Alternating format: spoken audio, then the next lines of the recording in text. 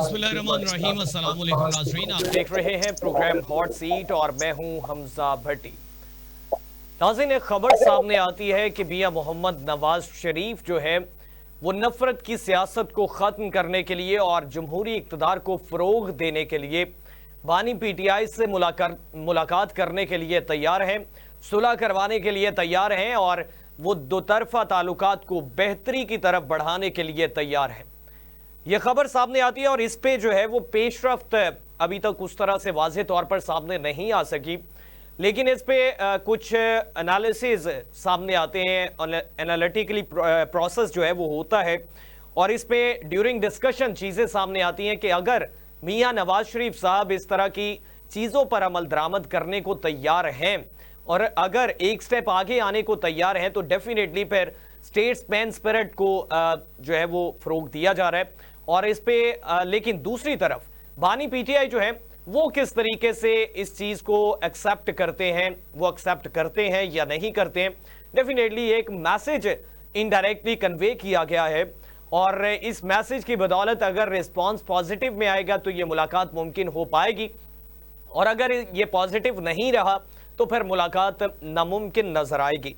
और इस पे जो है वो बानी पीटीआई की बहन जो है अलीमा खान साहबा, उनका भी मौक़िफ़ आया, लेकिन वो मौक़िफ़ थोड़ा सा जो है वो हैरान कुन रहा। इस नहज पे अगर नवाज शरीफ साहब की जानिब से इस तरह की खबर सामने आती है तो फिर डेफिनेटली पॉजिटिव माहौल जो है वो क्रिएट किया जाना चाहिए।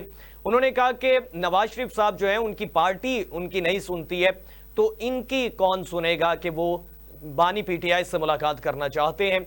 और दूसरा उन्होंने कहा कि 10 माह हो चुके हैं, तिब्बी मुआयने के लिए डॉक्टर्स को इजाज़त नहीं दी गई बानी पीटीआई के। उन्होंने कहा कि कई महीनों से 6 महीनों से उनके बेटों के साथ उनकी बात नहीं करवाई गई, हालांकि जेल कवानीन के मुताबिक ये हर कैदी की जो है वो बात करवाना लाजिम होता है। फवाद चौधरी साहब ने जो है वो इस हवाले से बात की। उन्होंने कहा कि अगर ये बानी पीटीआई और नवाज शरीफ साहब की मुलाकात मुमकिन हो जाती है तो डेफिनेटली सियासी माहौल जो है वो बहुत दुरुस्त समत में बढ़ता हुआ नजर आएगा और जमहूरी इक़्तिदार जो है उसको फ़रोग़ मिलता हुआ नजर आएगा। इस पे बात करेंगे और इसके साथ साथ बात करेंगे पाकपतन के डिस्ट्रिक्ट अस्पताल में 20 बच्चों की अमवात का मामला है। जिम्मेदारान के खिलाफ कार्रवाइयों का आगाज भी कर दिया गया है। सीओ हेल्थ पाकपतन और एमएस अस्पताल मीटिंग रूम से उनको गिरफ्तार करवा दिया गया। पैरामेडिकल स्टाफ के बंदे भी गिरफ्तार हुए और इसमें जो सुकम है उनको भी जेर गौर लाया गया और वज़ीर आला पंजाब मरियम नवाज शरीफ साहबा ने आज वहां विजिट किया और तमाम तरह इक़दामात किए हैं। और इसके साथ साथ आखिर में बात करेंगे केपी गवर्नमेंट के हवाले से। अलीमीन गंडापुर साहब जो हैं वो फैसल करीम कुंडी साहब को तनकीद का निशाना बनाते हुए नजर आते हैं और उनकी स्टेटमेंट्स, और दूसरी जानिब जो है पाकिस्तान तहरीक इंसाफ मौलाना फजलुर रहमान साहब से जो है वो अपने डायलॉग का सिलसिला जारी रखे हुए हैं और इसमें नो कॉन्फिडेंस मोशन की तरफ जो है वो अपोजिशन जमात जाती है या नहीं जाती और इसमें कौन सी जमातें उनका साथ देने को तैयार है, इसको ज़ेर बहस लाएंगे। हमें ज्वाइन किया पाकिस्तान पीपल्स पार्टी से तारिक महमूद बाजवा साहब ने। बाजवा साहब बहुत शुक्रिया, आपने कीमती वक्त दिया। और हमें ज्वाइन किया है चौधरी परवेज संधीला साहब ने। संधीला साहब बहुत शुक्रिया, आपने कीमती वक्त दिया। चौधरी साहब, आपसे आगाज करना चाहूंगा, किस तरह से देखते हैं अगर ये मुमकिन हो सकता है कि दो बड़े सियासी रहनुमा उनकी मुलाकात हो जाए और सियासी इक़्तिदार, जमहूरी इक़्तिदार को फ़रोग़ दिया जा सकता है नफरत की सियासत को खत्म करके? बिस्मिल्लाहिर्रहमानिर्रहीम। ये मुझसे बात कर रहे हैं या संदीला साहब से? संदीला साहब से जानना चाह रहा हूँ। संदीला साहब, आपको आवाज आ रही है? जी ठीक है सर। जी संदीला साहब, कंटिन्यू करिएगा। किस तरह से देखते हैं नवाज शरीफ साहब की मुलाकात अगर मुमकिन हो जाती है बानी पीटीआई से और ये सदाकत है इन चीजों में, तो आप इसको किस तरह से और इस अमल को किस तरह से देखते हैं? संदीला साहब, मैं आपको सुन नहीं पा रहा हूं, आप मुझे सुन पा रहे?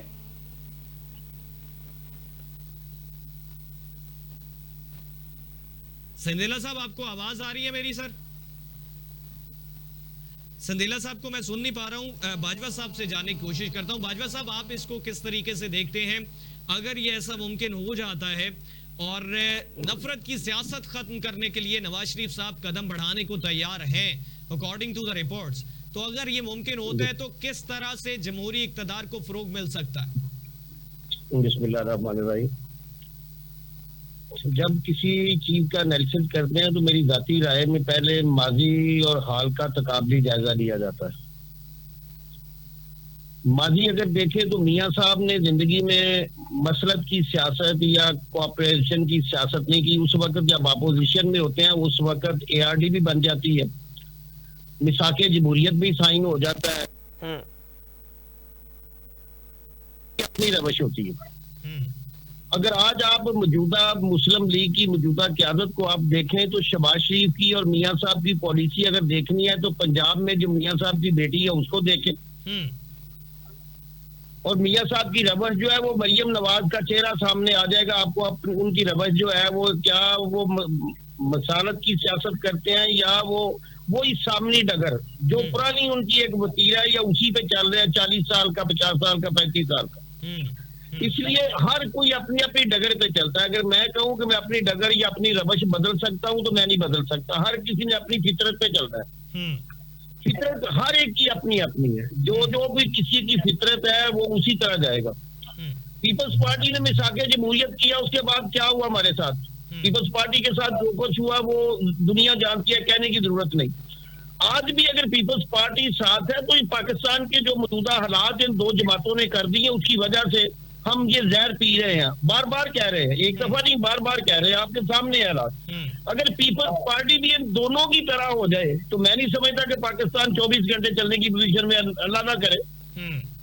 मौजूदा हुकूमत या सेटअप नहीं चलते, बाकी तो अल्लाह ने हमेशा इस मुल्क को कायम रखना है, ये कोई भी ना हो तो तब भी ये चलेगा। लेकिन जो जाहिर सूरत हाल है उसमें, जो मौजूदा सूरत हाल है उसमें पीपल्स पार्टी का अपना रोल है। रह बात, ये सारी आपने 3 बातें की हैं। एक इमरान खान की सियासत की, ये तो इररेलेवेंट सी बात है, मेरी तो समझ में भी नहीं आई बात ये कहाँ से निकली है। और ये किसको जिंदगी देने के लिए और किसकी सियासत को चमकाने के लिए और किसकी सियासत को दफन करने की ये बात है। इसमें तो सदाकत तो बड़ी दूर की बात है, इसमें सोचना भी गुनाह वाली बात है मेरी समझ में। ना ऐसे कभी हुआ है। अगर ऐसे होता रहता तो बहुत पहले ये सियासतें ठीक हो जाती। ये सियासत जो है ये सिर्फ और बड़े तकाजे, इसके प्लेयर बहुत सारे हैं, बिगाड़ने वाले तो बहुत हैं, लेकिन संभालने के लिए जो एक दो संभालने की कोशिश करते हैं वो फिर बिगाड़ देते हैं। जिनकी रोटी लगी होती है इक़्तिदार में या जानना चाहूंगा कि अगर ये कदम आगे बढ़ता है या ये सिलसिला आगे बढ़ता है तो आसिफ अली जरदारी साहब का रोल क्या होगा और कहां पे देखते हैं? मुझे एक बात बताएं, खान साहब के बारे में ये सोचने की जरूरत है कि वो जेल में क्यों होते अगर वो सियासतदान होते तो। मतलब वो उनका आज कोई वज़ीर आज़म होता उनकी दो नहीं करेंगे। अगर मुझे एक बात बताए, सियासत में खुदकशी तो वैसे भी हराम है। जो सियासी खुदकशी 4 दफा करे उसको सियासतदान, कितना बड़ा सियासतदान कह सकते हैं? नफरतों की सियासत का एक एलिमेंट है जो मियां साहब की नफरत की सियासत में पीपल्स पार्टी का एलिमेंट जो है वो इमरान को जिंदाबाद कह रहा है।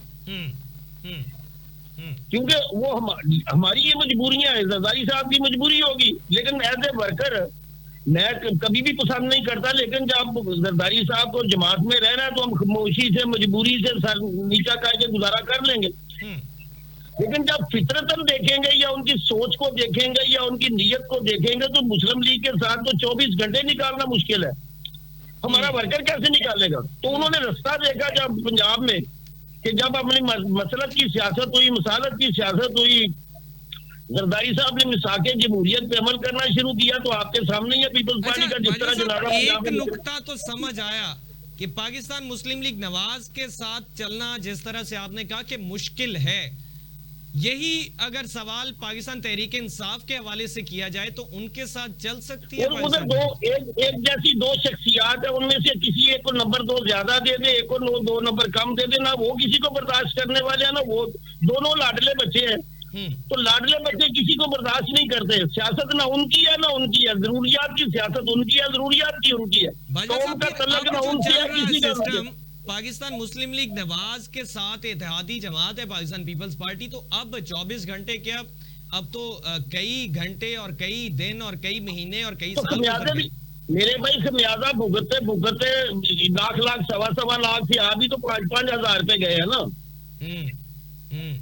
अगर लाहौर का रिजल्ट देखे ना क्या हुआ है, अगर हमारे चेयरमैन को कोई वोट नहीं डालता, 13-14 हजार वोट पड़ते हैं, तो हमारी पोजीशन भी तो आप देखे ना। अगर ये करते रहे तो हम वहां तक पहुंचे हैं ना। ये बात कोई माने या ना माने, हम साहब वाली बात को एंडोर्स करते हुए नजर आ रहे हैं। नहीं, हकीकत भी यही है ना। एंडोर्स वाली बात भी सबको पता है, क्यादत को भी पता है, लेकिन देखें कुर्बानी कौन देता है? जो घर वाला होता है, जिसने घर संभालना है, उसने नुकसान करना है। जो कारोबारी होते हैं वो मुनाफे वाले होते हैं। ये मुनाफे वाले लोग हैं, हम तो घाटे वाले हैं, हम तो कब्रों वाले हैं, शहादतों वाले हैं। पाकिस्तान की कदर पीपल्स पार्टी को पता है, कि पाकिस्तान की क्यादत को पता है, पीपल्स पार्टी की क्यादत को पता है। ठीक बाजवा साहब, मैं आपकी तरफ वापस आता हूँ। सिंधेला साहब, आपको आवाज आ रही है तो मैं आपसे नुक्ता नजर जानना चाहूंगा, आप इसको किस तरह से देखते हैं? बाजवा साहब कहते हैं कि नवाज शरीफ साहब के साथ तो 24 घंटे चलना बहुत मुश्किल होता है, लेकिन हम खमियाजा भुगत रहे हैं।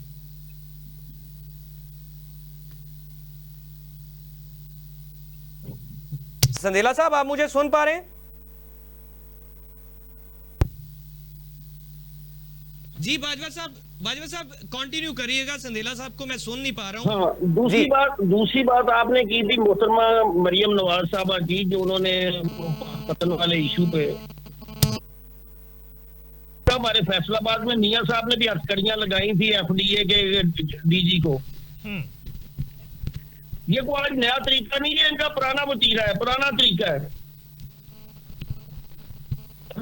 चाहिए तो ये था कि तख्तियां लगाने की जगह रिजल्ट देते, सारा कुछ प्राइवेटाइज करके, लोगों को मौजे करा के, कौम का जनाजा निकाल के, कौम का खून चूस के, अरबों खरबों की करप्शन की बात मैं नहीं कर रहा, ऑडिटर जनरल ऑफ पाकिस्तान कर रहे हैं।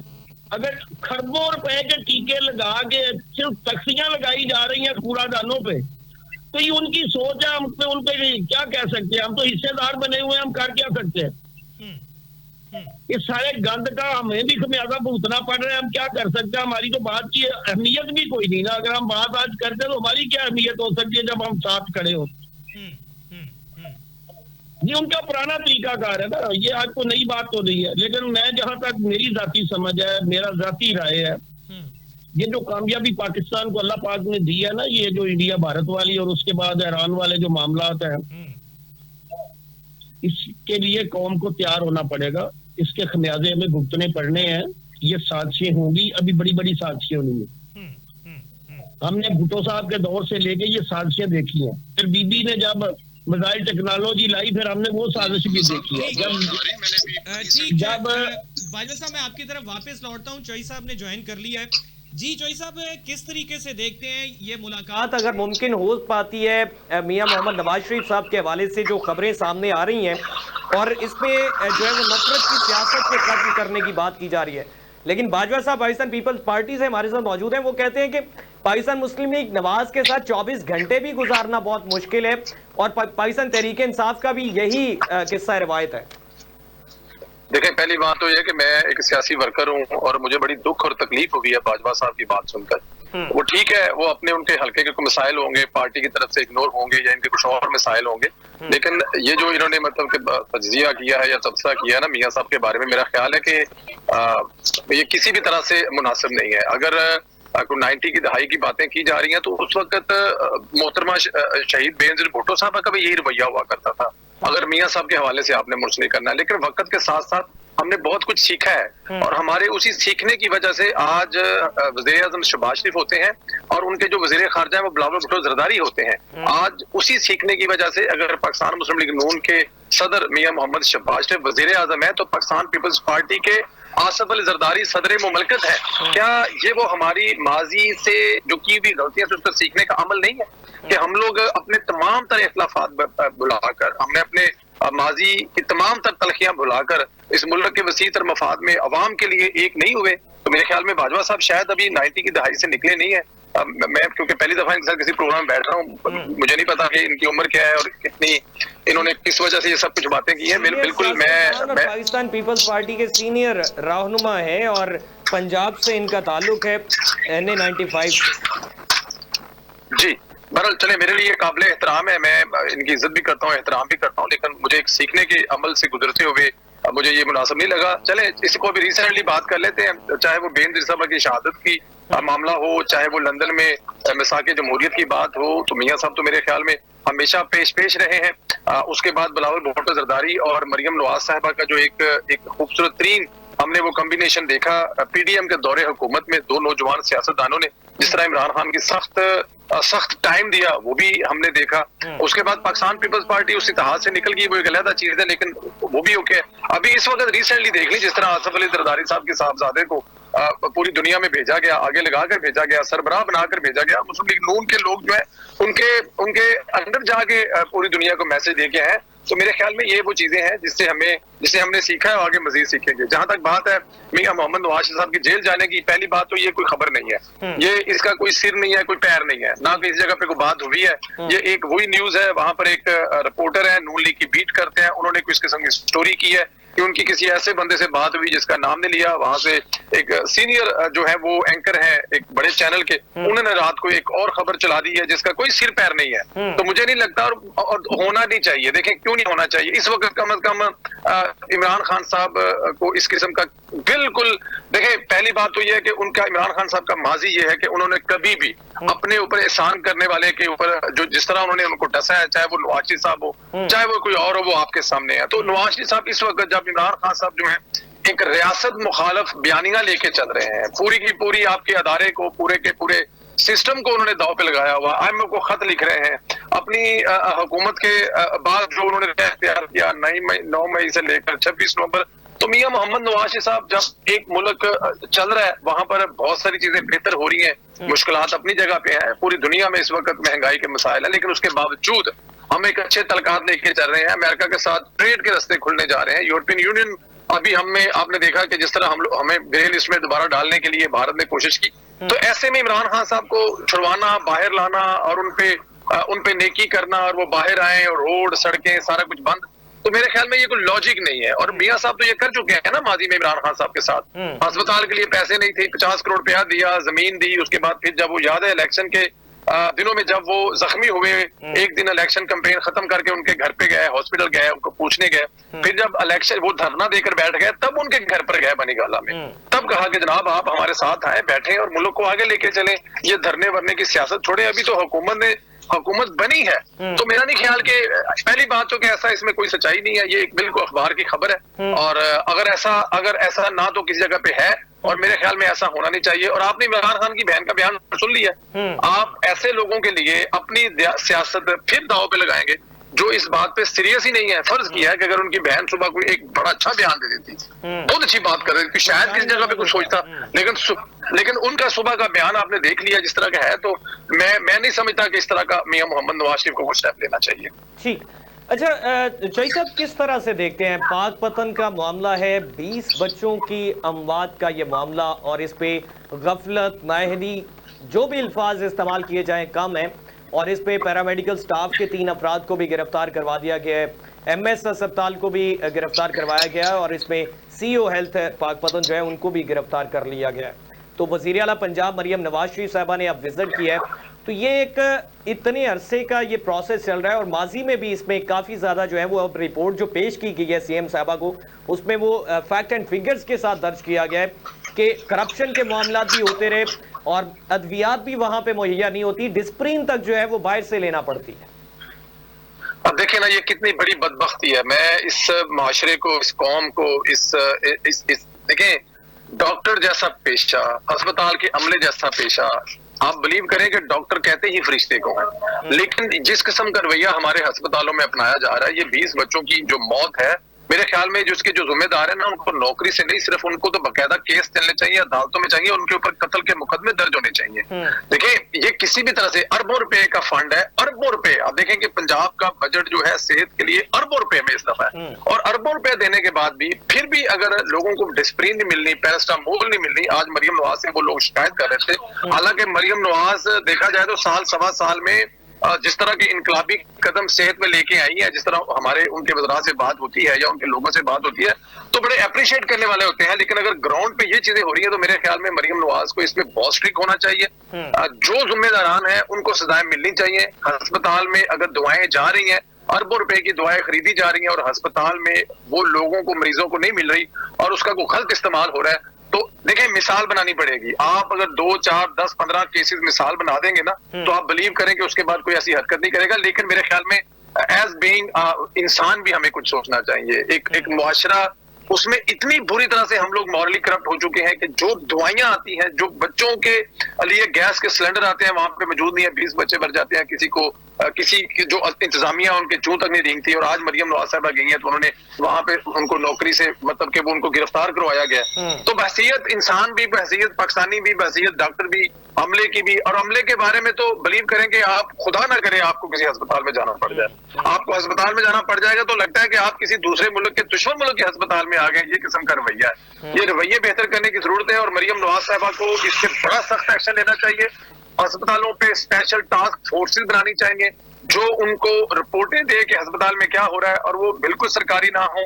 उनको बहुत सारे तरीके हैं मेरे ख्याल में ताकि उनको रिपोर्ट मिले कि यहाँ पर हो क्या रहा है, क्योंकि अफसरशाही तो वही रिपोर्ट देगी जो उनको सूट करती है, डॉक्टर तो वही रिपोर्ट देंगे जो उनको सूट करती है। लेकिन आम इंसान के हवाले से क्या आप देखें, कैमरा लेके जाएंगे, अगर आप हक वाले हैं तो हक वाली बातें दिखाएंगे और अगर मुखालिफ है तो मुखालिफ बातें दिखाएंगे। इससे आगे निकलना चाहिए और ये इस पे जितनी भी मजम्मत की जाए कम है, और जो इसके जिम्मेदारान है उनको कड़ी सजा मिलनी चाहिए। साहब, जिस तरह से आपने जिक्र किया और इस पे एक्शन भी जो लिया गया है, ये अस्पताल का मुताल्लिका मामला है और उसमें जो लोग मुलव्वस अस्पताल में रहे हैं ग्राउंड रियलिटी में, वो कसूरवार ठहराए गए हैं, उनके खिलाफ एक्शन हो गया। लेकिन सीएम साहबा हर जगह पे जाके इस तरीके से चेक तो नहीं करेंगी, तो जो मिडल पर्सन है, चाहे इस पे जो हेल्थ मिनिस्टर हैं या जिले इंतजामिया है, जिले गवर्नमेंट है, उसका क्या रोल है, वो कहाँ पे है, क्या वो कसूरवार नहीं है यहाँ? बिल्कुल कसूरवार है जी, बिल्कुल कसूरवार है। इसमें ऊपर से लेके नीचे तक सब कसूरवार हैं, और चाहे वो जिले इंतजामिया है, चाहे वो बैठे हुए मिनिस्ट्री में कोई अफसर हैं, चाहे वो कोई भी हो, वो बिल्कुल जिम्मेदार है। देखिए, एक इंसान का कत्ल पूरी इंसानियत कत्ल है और 20 बच्चों का कत्ल हुआ है बाकायदा तौर पे। देखिए, इसको मैं यही कह रहा हूँ कि इसको मिसाली बनाना चाहिए, नीचे से लेके ऊपर तक रिपोर्ट तैयार होनी चाहिए। इसमें कोई भी आता है उसको सजा मिलनी चाहिए, चाहे वो कोई बड़ा अफसर है, 16वें ग्रेड का है, 17वें का है, वो किसी कैबिनेट में बैठा हुआ है, वो कोई भी है। उसकी रीजन ये है कि ये जिम्मेदारी उनकी है ना, ये जिम्मेदारी है उनकी। अगर सेक्रेटरी हेल्थ है तो ये जिम्मेदारी उनकी है पूरा पंजाब। अगर वो पंजाब में किसी जगह पे कोई इस तरह की चीज होती है तो वो जिम्मेदार है, और अगर उनको पता नहीं है तो फिर मेरे ख्याल में फिर भी वो जिम्मेदार है कि आपको ये कैसे नहीं पता कि फलां जगह पे ये नहीं है। पूरे डैशबोर्ड बने हुए हैं, आप लोगों को हर चीज आपके सामने आती है, कहाँ दवाई कितनी गई है, कितनी बिकी है, कितनी वापस आनी है, कितनी वहां पे जरूरत है। ये इतना, अब तो देखिए इतना जदीद डिजिटल दौर हो गया हुआ, अब इस दौर में तो चीजें हो सकती नहीं है। पोर्टल बने हुए हैं, लोग शिकायत कर रहे हैं, शिकायत का अजाला, लेकिन ये किसी तरह काबिल माफी नहीं है। इसमें कोई भी जिम्मेदार हो, और बल्कि उन जिम्मेदारों को सजाएं देनी चाहिए, वो लोगों को बताना चाहिए ताकि दूसरे लोगों को इससे इबरत मिले कि अब जो है वो कम से कम अस्पताल के मामले पर किसी एक इंसान की जान जाए पर जो है वो पंजाब हुकूमत कोई कंप्रोमाइज नहीं करेगी। ठीक है, thank you Chaudhary sahab for your precious time. Chaudhary Parvez Sandhila sahab हमारे साथ मौजूद है, तारिक बाजवा साहब हमारे साथ मौजूद रहेंगे। नाज़रीन, एक यहाँ पे शॉर्ट ब्रेक लेंगे और ब्रेक के बाद वापस आते हैं तो बाजवा साहब से जो है वो जानने की कोशिश करेंगे कि किस तरीके से पाकपतन वाले मामले को देखते हैं, और जिस तरह से संधीला साहब ने कहा कि पाकिस्तान पीपल्स पार्टी को प्रायोरिटी में रख रही है पाकिस्तान मुस्लिम लीग लवाज, लेकिन अगर उसके बाद भी इस तरह के बयानात सामने आते हैं तो वो काबिल अफसोस है। उन्होंने शहीद बेनज़ीर भुट्टो साहबा के हवाले से बात की। उन्होंने कहा कि माजी में उनके भी रवैये जो है वो इसी तरीके से रहे, लेकिन दुरुस्तगियां आ जाती हैं वक्त के साथ। तो अगर वो दुरुस्तगी आई है, कदम बढ़ाया जा रहा है, तो उसको जो है वो सीरियसली और इस तरह के बयान से नहीं रद्द करना चाहिए। एक शॉर्ट ब्रेक लेते हैं, ब्रेक के बाद वापस आते हैं, हमारे साथ रहिएगा।